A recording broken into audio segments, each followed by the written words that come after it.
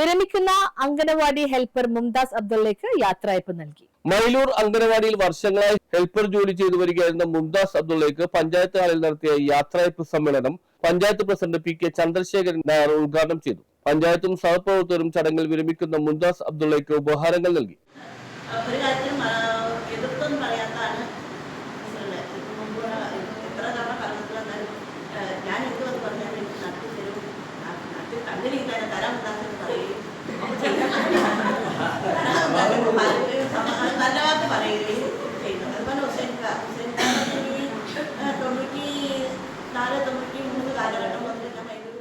Panchayat vice president Bindu Sasi അധ്യക്ഷത വഹിച്ചു. പഞ്ചായത്ത് അംഗങ്ങളായ Priya Santhosh, K K Hussain, Sreekala C, Divya Sali, Angel Mary, Joby M S, Benny, Shiji Blessy, ICDS supervisor Mumtaz MS, Shantha MP, Mary Thomas, Mumtaz Abdulla തുടങ്ങിയവർ സംസാരിച്ചു. News bureau, Kothamangalam.